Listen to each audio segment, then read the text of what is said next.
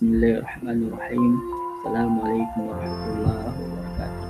Kenalkan, saya atas nama Muhammad Fatur Rahman dari jurusan Psikologi Pendidikan dan Bimbingan angkatan 2018. Pada video kali ini saya akan menjelaskan meeting yang telah saya buat, yaitu mengenai pembukaan diri. Nah, dalam pembukaan diri terdapat 4 item yang perlu kita ketahui. Yang pertama itu adalah self disclosure. Nah, self disclosure ini disebut dengan pembukaan diri. Nah, menurut Johnson tahun 1981 adalah mengungkapkan reaksi atau tanggapan kita terhadap situasi yang sedang kita hadapi, serta memberikan informasi tentang masa lalu yang relevan atau yang berguna untuk memahami tanggapan kita di masa kini. Jadi pembukaan diri ini merupakan hal yang kita ungkapkan mengenai reaksi ataupun pengalaman baik secara pengalaman secara fisik ataupun pengalaman menurut perasaan kita. Kemudian menurut Sokratiknya tahun 1995 ada 2 cara untuk memahami diri sendiri. Nah, yang pertama yaitu mendengarkan diri kita sendiri agar bagaimana perasaan dan reaksi kita, serta apa yang menyebabkan perasaan dan reaksi kita itu. Jadi untuk memahami diri sendiri ya perlu kita dengarkan apa yang menjadi perasaan kita, apa yang menjadi reaksi kita terhadap orang lain. Kemudian yang kedua adalah meminta umpan balik dari orang lain.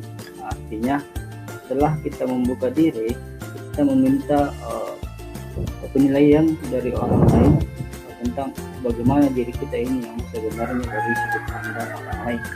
Kemudian dalam pembukaan diri ada yang namanya jendela johari. Nah, menurut Ted Lutz dan Harley Evans, melukiskan diri kita ini ibarat sebuah ruangan yang berserambi. Nah, menurut teori ini ataupun pakar ahli ini ada 4 serambi, hanya disebut sebagai jendela johari. Nah, serambi yang pertama yaitu berisi hal-hal yang kita ketahui dan diketahui oleh orang lain, sering disebut dengan daerah terbuka. Nah, hal ini merupakan hal yang misalnya kita ketahui bahwa ada potensi kita dalam bernyanyi. Kemudian orang lain pun mengetahui bahwa kita bagus, suara kita bagus dalam bernyanyi. Kemudian yang kedua atau serambi yang kedua adalah berisi hal-hal yang tidak kita ketahui namun diketahui oleh orang lain. Misalnya ada sesuatu yang tidak kita ketahui tapi orang lain mengetahuinya. Seperti yang tadi saya katakan bahwa misalnya suara kita bagus dalam bernyanyi, tapi kita tidak ketahui bahwa suara kita ini bagus, tapi orang lain mengetahui hal tersebut. Kemudian serambi yang ketiga adalah berisi hal-hal yang kita ketahui namun tidak diketahui oleh orang lain. Nah, ini sering disebut dengan daerah tersembunyi. Jadi potensi-potensi yang kita miliki atau perasaan-perasaan kita tidak ketahui sendiri, orang lain pun begitu tidak mengetahuinya. Nah, kemudian yang keempat, serambi yang keempat adalah berisi hal-hal yang tidak diketahui baik oleh diri kita sendiri maupun oleh orang lain. Ini sering disebut dengan daerah yang tak sadar. Nah, kemudian dalam pembukaan diri ada yang namanya membangun kepercayaan. Nah, tentunya sebelum melaksanakan pembukaan diri kepada orang lain, kita harus membangun kepercayaan di diri kita pada orang lain. Nah, untuk membangun sebuah relasi ini, ya dua orang itu harus saling percaya satu sama lainnya. Kemudian 3 macam tingkah laku yang bisa menurunkan kepercayaan itu atau memudarkan kepercayaan itu sehingga tidak terjadi relasi atau hubungan yang baik dengan orang lain. Itu yang pertama, menunjukkan penolakan, mengolok-olok atau melecehkan pembukaan diri orang lain. Nah, kita menunjukkan penolakan ketika ada orang lain yang ingin membuka diri kepada kita, ingin curhat kepada kita, tapi kita melakukan penolakan ataupun mengolok-oloknya serta melecehkan pembukaan diri orang lain tersebut. Kemudian yang kedua adalah tidak membahas pembukaan diri orang lain. Jadi maksudnya ini ketika ada orang lain yang membuka diri kepada diri kita, tapi kita tidak membahas pembukaan dirinya, kita diam saja, tidak meresponnya. Nah, inilah yang bisa menurunkan kepercayaan dalam hubungan tersebut.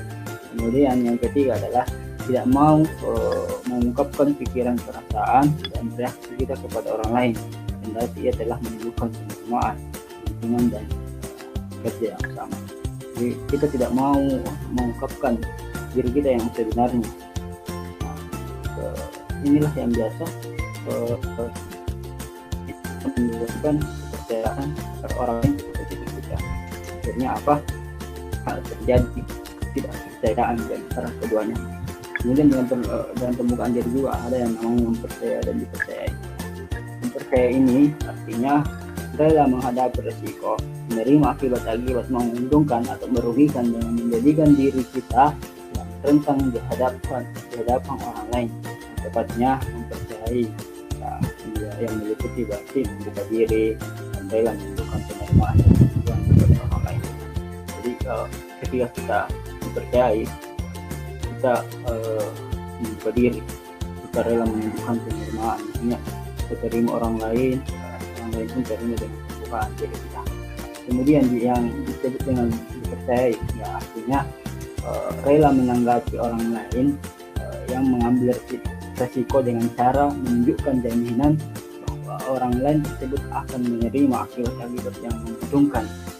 Jadi meliputi penerimaan atas kepercayaan yang ditunjukkan oleh orang lain kepada kita. Jadi hal ini menunjukkan jaminan. Jadi jaminan bahwa diri kita ini patut dipercayai karena sebelumnya sudah menjalin hubungan yang baik, membangun kepercayaan yang baik. Dari itu kita berhak dipercaya oleh orang lain. Kemudian hal yang perlu dicatat ataupun perlu dipahami dalam hal mempercayai dan dipercayai, pertama yaitu penerimaan terhadap orang lain biasanya merupakan hasil atau akibat dari dan hanya bisa dinilai dengan penerimaan.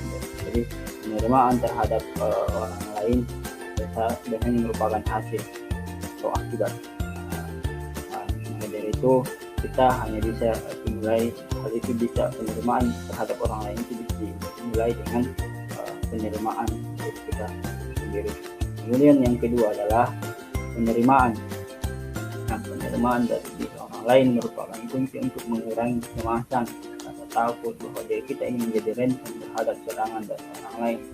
Nah, dari itu perlulah kita banyak-banyak melakukan penerimaan dari orang lain, menerima sikap orang lain, menerima perasaan orang lain, menerima reaksi orang lain untuk mengurangi rasa cemas terhadap serangan-serangan oleh orang lain, karena hal ini terbangun sebuah kepercayaan yang baik. Maka dari itu terjadilah komunikasi baik antar kelompok maupun antar pribadi yang efektif. Mungkin itu yang bisa saya jelaskan mengenai pembukaan diri sesuai dengan apa yang telah saya buat ataupun mapping yang telah saya buat. Sekian dan terima kasih. Assalamualaikum warahmatullahi wabarakatuh.